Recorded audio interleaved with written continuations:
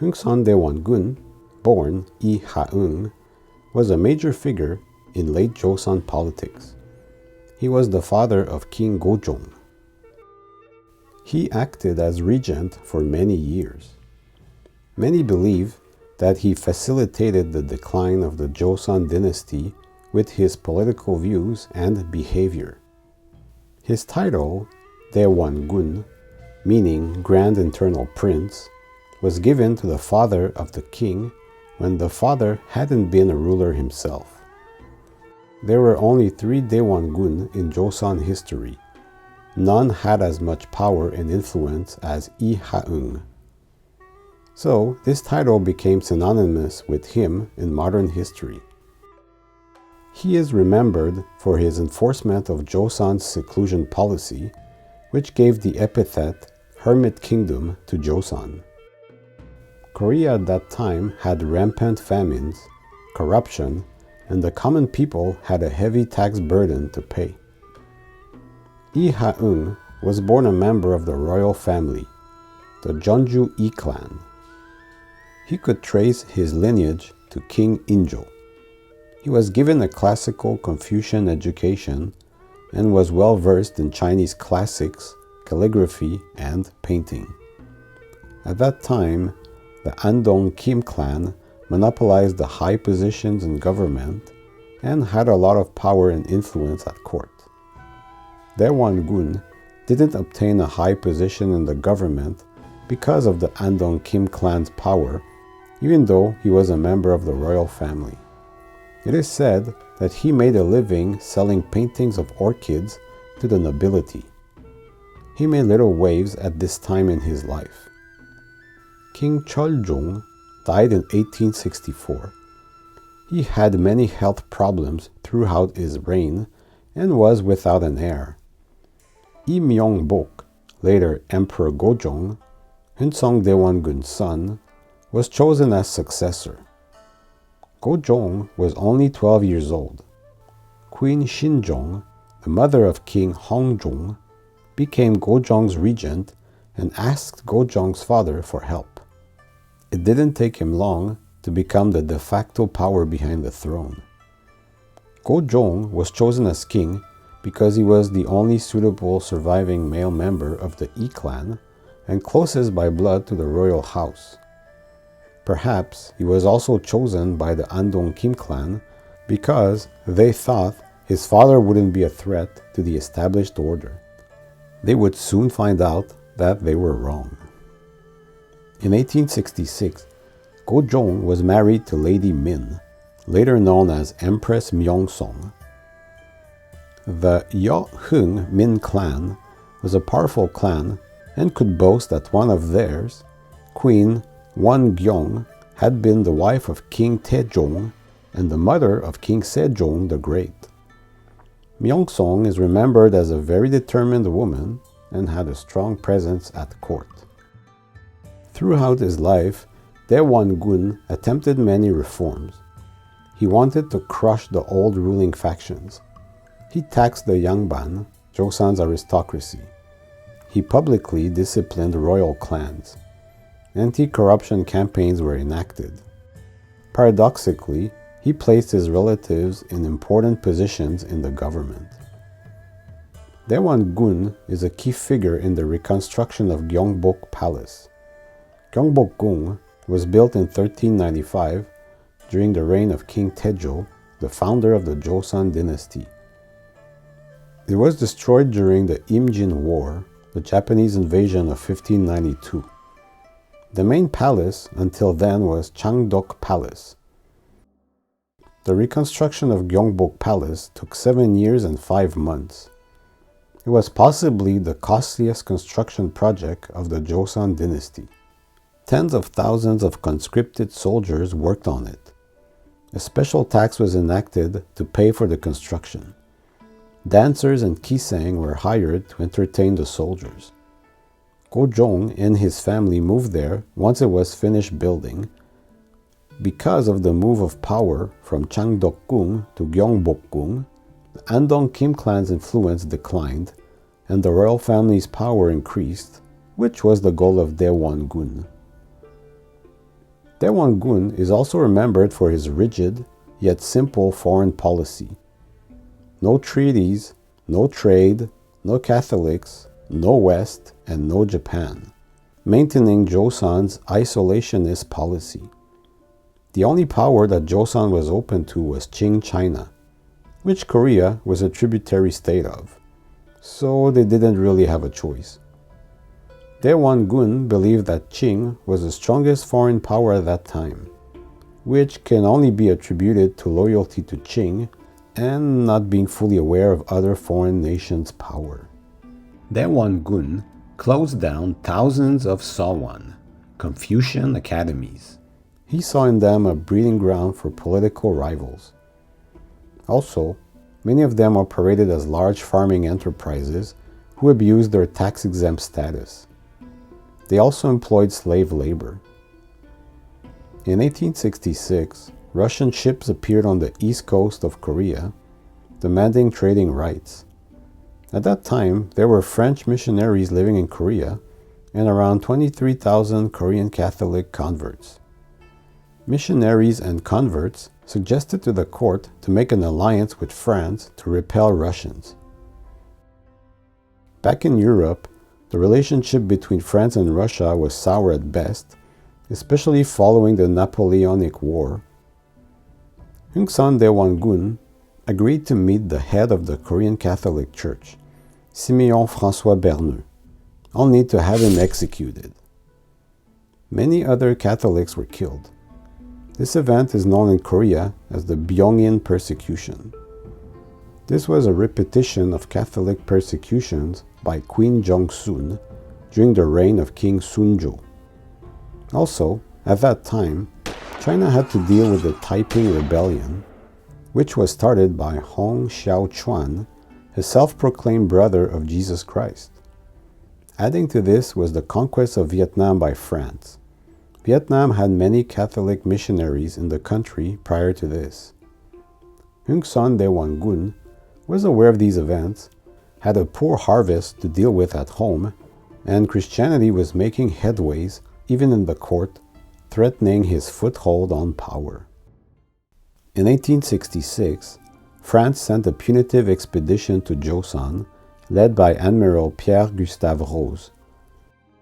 They seized Ganghwa Island and bombarded parts of the capital. The Joseon army resisted. The French demanded for reparations for the death of their missionaries and that they be handed the ministers responsible for the persecution of Catholics. The Joseon government didn't give in to these demands. The French thought that they could use force to get reparations, but the French army wasn't prepared for the incoming winter, had depleted a lot of its reserves, and met a strong resistance. In the end, they decided to leave the peninsula. The same year of 1866, there was an expedition to Korea by the merchant ship SS General Sherman. There was an attempt by the American merchants to open up trade with Joseon. The Korean government refused and believed that this ship was part of the French Navy sent to punish the Joseon government. Violence erupted between both sides, and eventually the crew of the General Sherman were killed. Joseon didn't tell the Americans about this, fearing yet another punitive expedition from a foreign country. A couple of years later, in 1871, there was a United States expedition to Korea known as Shinmi Yangyo, which means Western disturbance during the Shinmi year. This took place, once again, on and around Ganghwa Island. It was led by Frederick Lowe, the U.S. minister to China. 5 ships were sent. They reached Ganghwa Island, met some Joseon officials, and inquired about the General Sherman fleet. Joseon officials reluctantly discussed the incident because they wanted to avoid to pay any reparations. The American fleet let them know that they will be exploring the waters and meant no harm. Joseon's policy was to prohibit any foreign ships on the Han River and thus attack the Americans.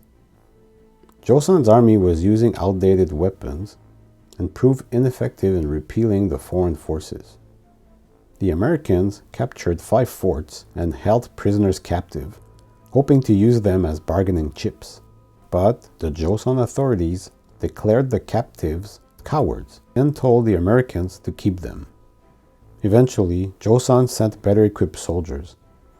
The Americans sensed that the odds would shift, so they released the prisoners and left Korea. This event made Daewongun even more convinced that his policy of isolationism was the right policy to pursue. This would prove disastrous, as repelling westernization would only delay the modernization of Joseon. Trade with the West would, without a doubt, bring with it the collapse of Joseon. The government's power came from the Yangban class, whose power rested on the enslavement of the common people, the Sangmin. Western ideas would, without a doubt in the government's mind, bring the emancipation of the Sangmin class, and thus the collapse of the Yangban and the government.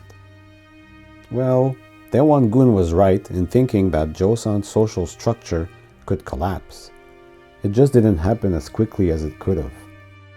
In 1874, after a couple of years of being told by Queen Min to assume the full measure of his royal power, Gojong forced his father into retirement. An assassination by bombing took place in 1875. Min Seung-ho, the head of the Min family at the time, was killed. It's officially still a mystery who killed him, but it is thought that it is retribution from Daewongun, who lost his position at the hands of the Min clan. That same year, the Japanese gunboat Unyo appeared on the coast of, again, Ganghwa Island. Koreans opened fire when Japanese sailors got too close. The Japanese would have been keenly aware that Koreans would open fire on any foreign ships getting too close. A skirmish ensued where Japanese rifles proved superior to Korean matchlock muskets. The Japanese killed 35 Korean soldiers and destroyed houses on the island, then left. Fearing reprisal against its small community in Busan, Japan sent gunboats there to protect its citizens and instill fear using their superior navy and firepower. Joseon at that time essentially didn't have a navy to speak of. This incident was, without a doubt, used as pretext for everything else that Meiji-era Japan would carry out against Joseon. 2 years later, Japan and Korea signed the Treaty of Ganghwa Island on February 26, 1876. It is the first in a series of unequal treaties between both powers. This has some parallels with how Commodore Matthew C. Perry forcibly opened Japan to trade in 1853. He used his superior firepower and naval fleet to force Japan to comply. The Kanagawa Treaty was then signed in 1854 under threat of force. The Japan-Korea Treaty demanded the end of Joseon's status as tributary state of Qing and the opening of 3 ports to Japanese merchants, Busan, Incheon, and Wonsan. Many articles in the treaty were not in Joseon's favor, the worst being Article 10 that granted Japanese diplomatic immunity in Joseon, similar to what Westerners enjoyed in Japan. It seems to me that Japan was resentful of how Westerners opened their country and released this resentment on Joseon by doing to Koreans what Westerners did to Japan. Later in 1881, a plot to remove Gojong and install Daewongun's eldest son, Prince Imperial Hwanun, as king was thwarted. This ended in the execution of the prince. It is highly suspected that Daewongun was involved in this event, but it couldn't be proven, and perhaps Gojong didn't want to pursue the matter. There were many diplomatic missions to Japan from Joseon, and officials saw firsthand how Japan was modernizing. Chinese diplomats feared Japan's influence on Korea and told Gojong to make an alliance with the United States to counter Japan's influence. On May 22, 1882, Korea signed a treaty of peace, amity, commerce, and navigation with the United States. It was an unequal treaty as well, but the issue of diplomatic immunity was made provisional. The US didn't like the fact that Joseon saw itself as a dependency of Qing China. Korea was an independent state in America's mind. This is the end of part 1. Stay tuned for part 2, where we will take a look at coup attempts, peasant rebellions, societal reforms, and the increasing influence of Imperial Japan on Joseon. Thank you very much for watching. If you like this video, please like it, comment, and subscribe to my channel.